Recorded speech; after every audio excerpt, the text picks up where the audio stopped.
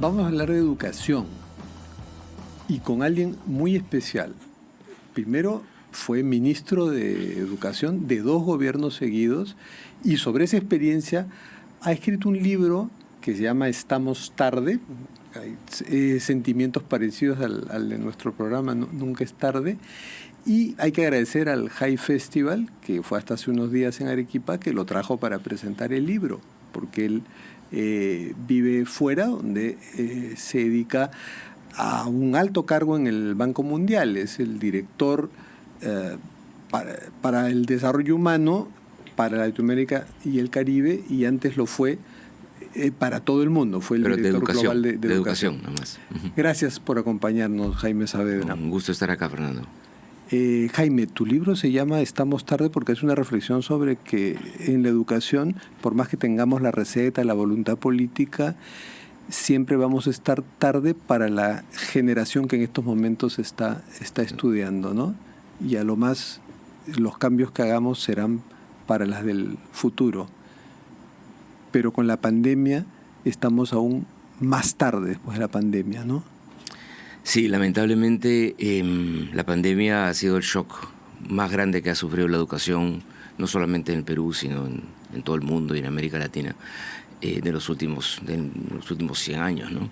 Entonces, si de alguna manera estábamos con una crisis de aprendizajes, como le llamábamos antes de la pandemia, esta crisis es a nivel global, no estoy hablando solamente del Perú, a nivel global, esto obviamente se ha agudizado muchísimo con la pandemia, ¿no? Que fue un lamentable retroceso y lamentablemente en el Perú, en América Latina, junto con Asia del Sur, ¿no? Fueron las 2 regiones en las cuales los cierres escolares fueron los más largos del planeta, ¿no? Entonces han sido 2 larguísimos años que nuestros chicos han estado completamente desconectados del sistema educativo. Pero probablemente aquí fue peor porque no teníamos la cobertura tecnológica y conectividad que sí tiene Asia del Sur. Bueno, dependiendo de los países, pero lamentablemente sí, buena parte de América Latina, con algunas excepciones, pero en buena parte hay conexión a Internet, pero es muy pequeño el porcentaje de chicos que tienen Internet de banda ancha, que pueden tener una laptop para ellos mismos, un espacio donde trabajar, libros en su casa, poderse conectar con sus profesores. Eso pasó, pero eso pasó para el 20% más rico de la población, ¿no? Para el 80% restante, algo trataron de hacer conectándose vía WhatsApp con sus profesores, ¿no? Algo pequeño, ¿no? Pero para esa gran masa de chicos, lamentablemente fue una desconexión muy grande con el sistema educativo. Para que no se quede en el aire lo que decimos, si quisiéramos dimensionar el efecto de la pandemia, podría decirse que dentro de unos años habrá una generación que veremos, estos fueron los chicos que vivieron la pandemia y hay 2 o 3 años de su vida escolar que los ha marcado hasta ahora. Mira, eso puede pasar. No tiene por qué pasar, porque sí tenemos países que han regresado, digamos, entendiendo que hay que acelerar los aprendizajes porque hay que recuperar ese tiempo perdido, ¿no? Entonces sí hay algunos países, algunas regiones que están diciendo, bueno, ¿cómo hago ahora para asegurarme que acelero mi proceso educativo y de tal manera que de aquí a 3 años o 4 años los chicos ya puedan estar al mismo nivel que hubieran estado si no hubiera habido pandemia? O sea, ¿cómo compenso? ¿No? ¿Cómo me pongo al día? ¿Cómo me pongo al día? ¿No? Tengo que regresar, digamos, con una velocidad distinta, con una obsesión distinta, ¿no? Con una aceleración distinta. Y eso lo vemos en algunos países, pero no lo vemos en otros. Acá no lo vemos. Es muy heterogéneo. Con tanta inestabilidad, pues no veo gobiernos que estén apostando a la educación. Se necesita, en momentos normales, ¿no? En un país como el Perú, nosotros decíamos, ya tenemos que, como lo decía en el libro, ¿no? Tenemos que tener un sentido de urgencia, ¿no? Y una obsesión por asegurarnos que le estemos dando a todos los chicos, ¿no? Las oportunidades educativas que necesitan. Esa obsesión hoy día tendría que ser inclusive mucho más intensa. ¿Te das cuenta? Entonces, eso es lo que nos está faltando. Y no solamente el Perú. Yo creo que lamentablemente eso está faltando en el Perú, pero no solamente el Perú, ¿no? Digamos que la respuesta está siendo globalmente bastante heterogénea. Claro, pero necesitamos pues gobiernos con mínima perspectiva de, por lo menos en su quinquenio, hacer algo. Pero si tenemos desde el 2016 gobiernos que no acaban. Entonces, pero a los chicos, al chico que está en 5º grado ahorita, no le importa eso, ¿no? Para ese chico que está en 5º grado, estamos tarde, como podemos decir estamos tarde, ¿no? Y ese título viene de algo que me dijo un chico, ¿no? Un chico en Chulucanas, en Piura, cuando yo he visitado muchos de nuestros colegios que estábamos implementando de jornada escolar completa, ¿no? Que era un mejor servicio, ¿no? Los chicos estaban más horas en la secundaria, ¿no? Había más preparación para los profesores, más material tecnológico, era un mejor servicio educativo. Yo visité muchas de esas escuelas preguntándoles siempre a los padres de familia, a los chicos, bueno, ¿y qué tal? ¿Qué les parece no estar más horas en el colegio? Y siempre la respuesta era muy positiva, ¿no? Está muy bien la jornada escolar completa. Pero un chico se levanta la mano de manera un poco cínica y me dice, bueno, sí, esto está muy bien, pero yo estoy en quinto de secundaria. Esto está muy bien para los chicos de primero. Yo estoy en quinto de secundaria y yo ya me voy. Para mí han llegado muy tarde. Sí, pues. Y yo no tenía respuesta para ese chico, ¿no? Y tras la pandemia, palos, ¿no? Porque nos vino esta ola conservadora que fue la que te censuró, ¿no? En buena parte, y que ahora está haciendo una contrarreforma de mucho de lo que habíamos avanzado en educación. Sí, bueno, yo creo que hay unas cosas que han continuado, digamos, ¿no? Yo creo que la reforma magisterial no continuó. Efectivamente, ahora han habido algunos retrocesos por algunas propuestas que se han visto, ¿no? La reforma universitaria también continuó. Se cerraron universidades, ¿no? Durante los últimos 5 años, lo cual, universidades de mala calidad, ¿no? Y carreras de mala calidad, lo cual fue muy bueno, ¿no? Pero en la medida de que eso no continúe, digamos, no estamos poniendo, digamos, el diseño de políticas educativas al servicio de los chicos. Y algo que sí cambió es que esta concepción del aprendizaje por competencias y no memorística, eso sí ha cambiado, eso ha llegado para quedarse. Yo creo que sí. Yo creo que los profesores les queda eso muy claro, ¿no? Y lo que se mide en las evaluaciones es la comprensión lectora, no es memorizar hechos, ¿no? Se mide la comprensión lectora. Nosotros la dejamos midiendo en segundo grado, en cuarto grado y en segundo año de secundaria, ¿no? Censalmente, en el sentido que se mide para todos los chicos del claro, país. Y los grupos conservadores no les interesa eso, sino vigilar que el currículum no tenga puestos contenidos para ellos polémicos que tienen que ver con la educación sexual. Es ahora, emprendedor. Con los préstamos con garantía hipotecaria de Rebaja Tus Cuentas, consigue el éxito en esta campaña navideña. Asegura tus ventas. Sí, su agenda básicamente yo creo esa, que ¿no? Se tiene que avanzar en las dos cosas, ¿no? La currículum por competencia, lo cual nos preocupa, no, obviamente no la memorización, sino el razonamiento matemático, las competencias, ¿no? En términos de lectoescritura. Eso es esencial. Y en relación a lo que tú dices de la educación sexual integral, bueno, en el siglo XXI ya es clarísimo para todos los países que es esencial. Y más aún en un país en los cuales lamentablemente existe muchísima violencia de género, existe muchísimo embarazo adolescente. Bueno, más claro todavía lo esencial que es la educación sexual en las escuelas, ¿no? No todos los peruanos están en el siglo XXI.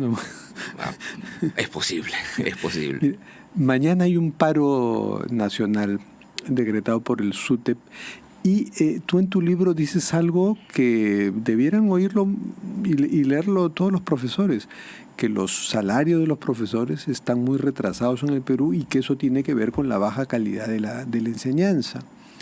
Entonces, ¿cómo evalúas el papel de los sindicatos?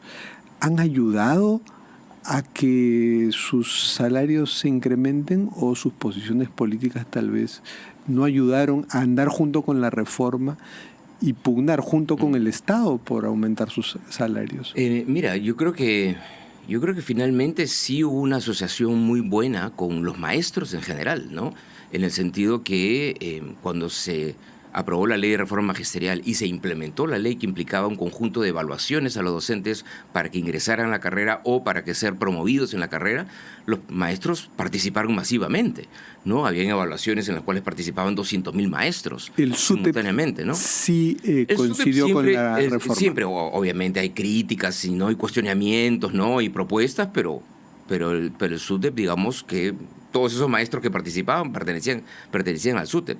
Y el diálogo que yo creo que había también, yo creo que era muy importante con el sindicato, era, bueno, por un lado, sí hay que tener una discusión acerca de sus salarios, sus bonificaciones, sus beneficios. Es lo normal, es normal que se hagan esas discusiones con el sindicato. Pero al mismo tiempo, las discusiones con el sindicato tienen que ser acerca del aprendizaje de los chicos, ¿no? Porque los que están en el aula son los maestros, no es el ministro, ni los funcionarios del ministerio. Los que están en el aula son los maestros. Entonces, por más que uno diga, no, hay problemas con el sindicato, bueno, la solución está en el mismo sindicato. La solución está con los maestros. O sea, el mensaje es que los maestros debieron plegarse a esos objetivos de la reforma y les iba a ir mejor porque el Estado reconoce que sus sueldos están atrasados. Sí, pero yo creo que muchísimos maestros estuvieron de acuerdo y se plegaron a esa reforma. Muchísimos maestros fueron promovidos, muchísimos maestros participaron de todas esas evaluaciones. Muchísimos directores, 15.000 directores en el 2015 y probablemente algunos adicionales después. Bueno, un maestro fue presidente y no era del SUTEP, era de otra facción. No era del SUTEP. Pero quiero recalcar ese tema de los directores que participaron en las evaluaciones y fueron seleccionados de manera meritocrática para poder dirigir sus escuelas. Y yo he hablado con muchos de esos directores y los mismos directores decían, bueno, ahora yo realmente me siento empoderado, porque yo no estoy acá en esta posición como director de esta escuela porque soy amigo del pariente de quien sea. No, yo estoy acá por mi propio mérito, porque tengo las calificaciones para hacerlo. Y se sentían mucho más empoderados para hacer bien su trabajo. Y el director es absolutamente esencial para el proceso educativo, ¿no? El espíritu de una escuela depende del director. Pero esto se viene una fecha muy importante para ustedes, los expertos en salud, es importantísima. Me parece que el 5 de diciembre se conocen los resultados de la prueba PISA, que se mide cada cierta cantidad de años, ¿no? Sí, cada 3 años. Sí, ahora, bueno, obviamente se postergó la PISA un año, entonces... Y tú con tus influencias ahí en el cargo que tienes en el Banco Mundial, de repente ya tienes más o menos los resultados. No tenemos todavía los resultados. O sea, se espera que obviamente se vean problemas. En tu libro hay un capítulo interesante cuando cuentas que llega la prueba PISA y, estamos en el último lugar. Sí. Los gobiernos reciben los resultados unos 5 días antes. No, pero lo reciben embargados, no se pueden legalmente. Pero políticamente decir que estamos en el último lugar podía ser provechoso porque ahí obligabas a todos a preocuparse por la educación. Pero ¿no? esa fue la decisión competitivo, política. No, justamente, esa fue la decisión política en ese momento, ¿no?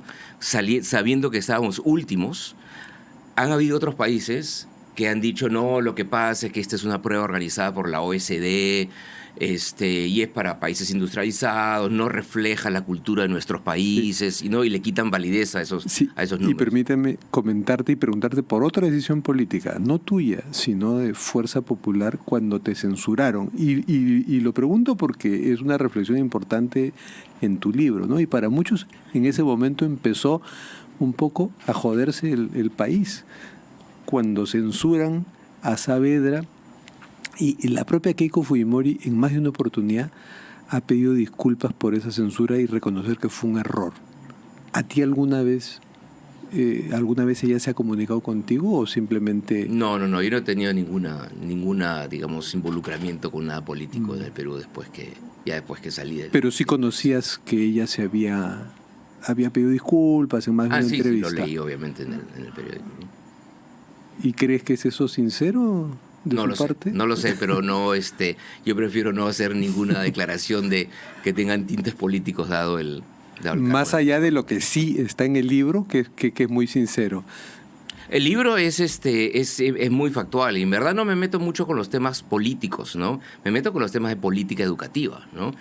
Ahora, sí es cierto que hay algunas decisiones políticas, como por ejemplo, cómo manejar los temas de información, por ejemplo, que si el resultado de la prueba PISA sale último, fue una decisión política, efectivamente, decir, bueno, no, tomemos ese resultado y digamos, no solamente estamos mal, estamos pésimos, ¿no? En lugar de decir, bueno, digamos, no, ese resultado no vale mucho, salgámonos de la prueba PISA, que es otra cosa que han hecho algunos países, ¿no?